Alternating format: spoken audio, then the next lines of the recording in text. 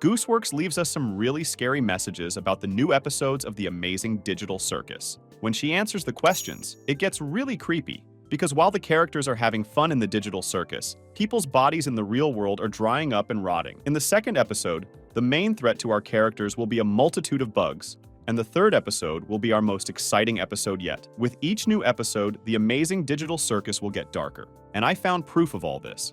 By the way, somewhere in the video, I hid a picture of Jax, and anyone who finds it will get another scary fact about Gooseworx in the comments. And I'd like to start by saying that I've studied in detail the Tumblr Gooseworx, where she directly answered many fan questions regarding the new episodes of Digital Circus, and I found a lot of curious information there. One user asked, "Hey Goose, do you think there will be any major blood or gore in later episodes? Just kinda want to get a feel of the show." Usually, writers avoid answering such questions in order to prevent fans from reaching a plot twist that is planned for the future. But Gooseworx unexpectedly gives an answer to this one. Do decaying, dried-out corpses count? Based on this information, I have a theory that at some point in the episode, we'll be able to see the consequences of people being in the digital circus. Their bodies in the real world will turn out to be dried-up, rotting corpses right in the headset.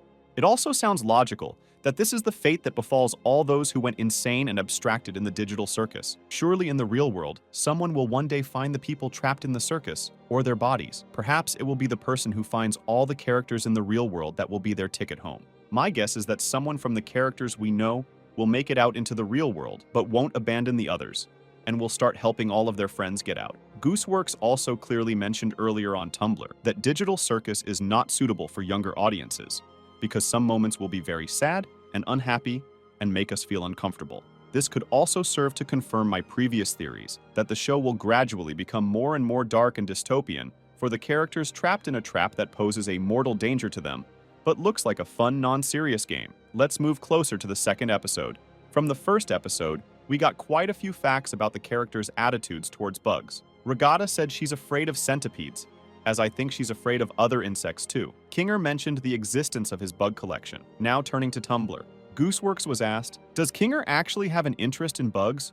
Or was the whole insect collection thing meant to be a joke? And Gooseworx replied, blurted out, "You'll have to wait and see." I'm sure this detail was left to us for a reason, because if it didn't mean anything, Gooseworx might have answered more unambiguously negative, as in some other cases. And that's not all. My attention was also caught by a question on Tumblr, in which one user asked, any chance we can get a random Kane line from any of the upcoming episodes? And we got one line that I think Gooseworx put in for a reason.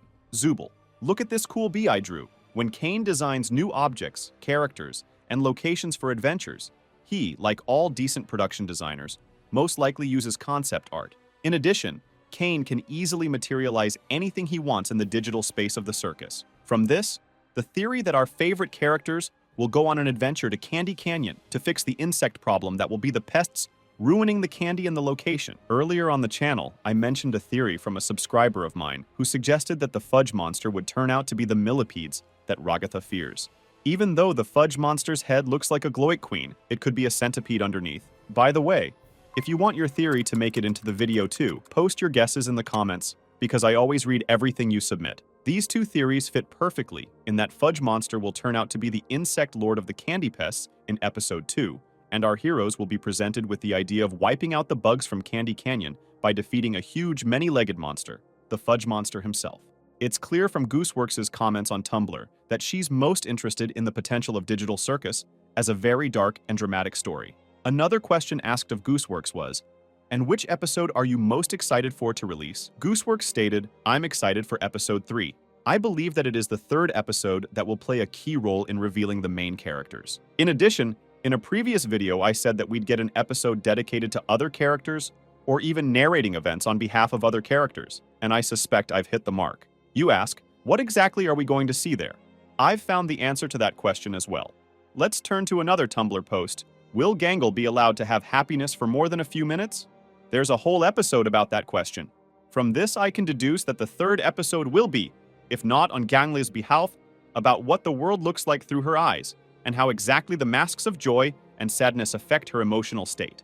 It would be very interesting to know whether it's the mask that determines her moods or whether she can influence the mask she's wearing at the moment, because earlier in her room we saw not just 2 masks.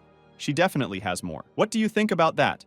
Will we get a whole episode with Gangla as the main character? Or will we learn more about the characters in later episodes? You've written a lot of your theories in the comments underneath past clips. I really appreciate your activity and theories. Write your theory in the comments, and maybe it will be the one that makes it into the next video.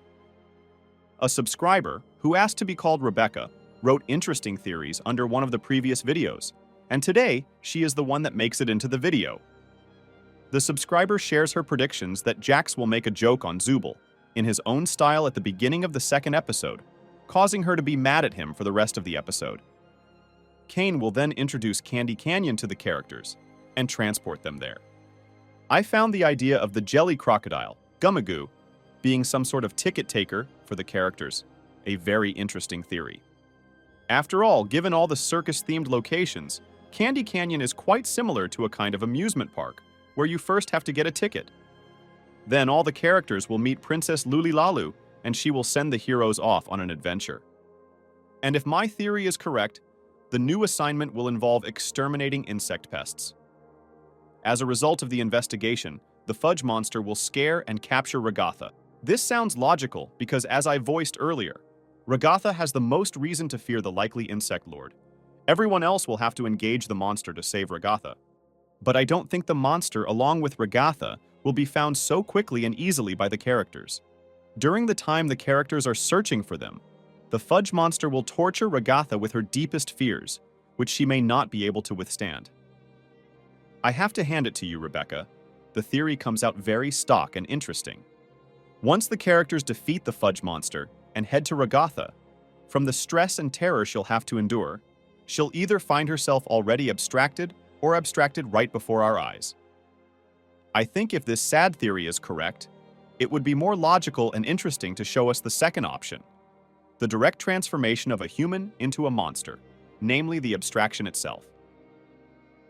I think that such a plot of the second episode looks logical to me based on what we know about it. Do you think Fudge Monster could really be a centipede? Is Regatha really abstracted in the new episode? Could Gooseworx be lying to us like she wrote to us earlier? Be sure to write your theories in the comments, and I'll be sure to read them. After all, it could be your theory that makes it into the next video. Also, don't forget to put a like on this video and subscribe to my channel. Good luck to everyone and bye-bye.